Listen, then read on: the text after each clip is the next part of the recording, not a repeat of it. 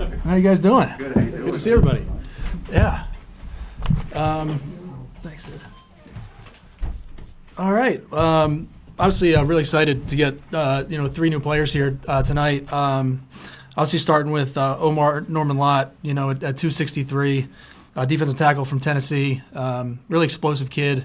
He shows up on tape. He's really explosive, athletic. He can run. He's really disruptive. Really good interior rusher. We watched him like we saw on tape, but also Senior Bowl. We brought him in for a visit. A really fun kid, personable kid. I think he'll fit really well in the room. At 366, we went D-line again with Ashton Gelati, a defensive end from Louisville. This kid plays 100 miles an hour. I mean, he is everything you want in a football player, from makeup to how he plays the game, inside, outside. When you turn the tape on, the guy is absolutely relentless. Probably one of the higher character kids we came across all year. Pat Sperduto, Terry Delp went in there, did a phenomenal job just gathering information, and came back and said, this kid's special. And then you turn the tape on, he's got the athletic traits, the physical traits, and he's a very skilled player too. And then at 385, we traded up with New England 10 spots, traded a 4th-round pick next year to pick up Noel Williams, cornerback from California, a guy that we had relatively high on the board, an outside corner that he can play inside, he can play safety. He's a really good special teams guy. He can return. He's got 14 career picks. Another really high character kid that I think, in terms of versatility, depth, he's what our coaches are looking for. And we thought it was a great opportunity to be aggressive and get a corner, get a premier guy at a premier position that can really help our team. So really excited. I know Coach Baggs had a good day. So with that, open up to questions. When it comes to Omar, obviously you guys really like the traits, but it seemed like he was more of a rotational player. What did you discover in talking to the school about that? Yeah, so that's the first thing. It's a heavy rotation there. So I think he played only about 25% of snaps, and that's everybody. And in those snaps, you're talking about a guy that maximizes his snaps. Just the unique explosion he has off the ball. We saw a guy that was really conditioned. He's got a great frame. He's got 11-inch hands, 34-inch arms. He's strong for his size. And then you go down to Senior Bowl, and he was really impressive down there. I thought he was one of the better interior D linemen. So we envision him being a really productive rotational guy. Mike, just when you look at the first 2 picks, obviously the similarity just rushing the quarterback, was that a point of emphasis today driven by need or just how the board felt that these were the guys you liked? Yeah, Sam, I think it was really the board. I think those guys, we kind of reset the board yesterday, and it was clear those guys were rated pretty highly. And we thought it was an opportunity to just get those guys back to back. You can never have enough of them. And I think Omar with his inside rush and Ashton just with his versatility, I thought those guys are just too hard to find. So I think it was one of those, you didn't know how the board was going to come off in the second round, but we were surprised and obviously really excited. They're both there. With Ashton specifically, it doesn't have the sack numbers he had as a junior. It seemed like the pressures were still there. Is that what you guys saw? Yeah, the pressure's there. Yeah. Sometimes the sack numbers I think can be a little misleading. So hurry rate, pressure rate, you can feel them when you watch the tape. Just the activity.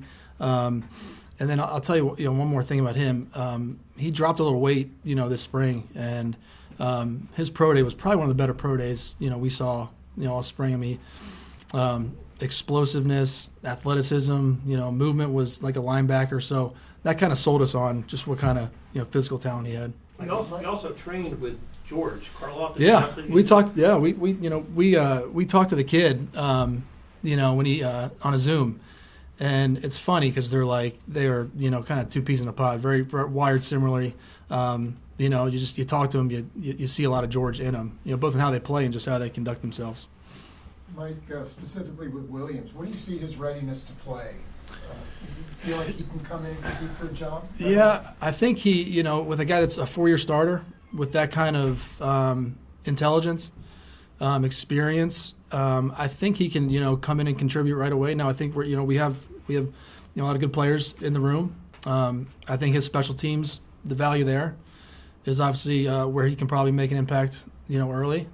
So I think, just with his experience, his resume, I think he's probably more pro-ready than, a lot of corners you might take in that, range. And Mike, obviously his trade up came at a cost of Mhm. 4th round pick next year. Can you describe what the urgency was to go up and get that? Yeah, we saw, there were some corners that, was kind of run on those corners in round 3. And a lot of those guys were nickels that, could play inside, but maybe not were outside guys. And, Noel was a guy that, because of his versatility, we thought there could be a drop-off after him. So in that case, a guy like that at a premium position, I think it's worth, making that kind of move. Can you clarify if that was the Bears or your pick? That was the Bears pick. Okay. Yeah. We know that Steve and Dave Merritt really like a certain type of cornerback.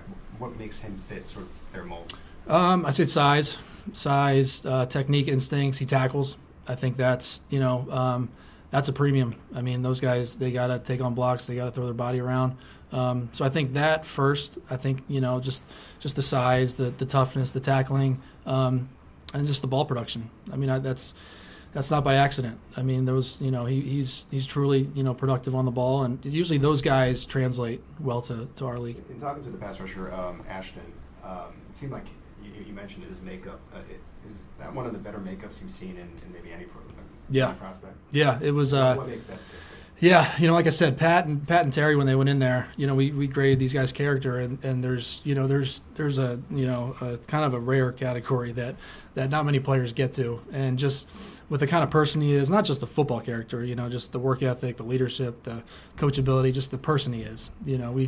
We talked to the kid, just about life, just outside of football, like that just he just screams like that's a successful player / person.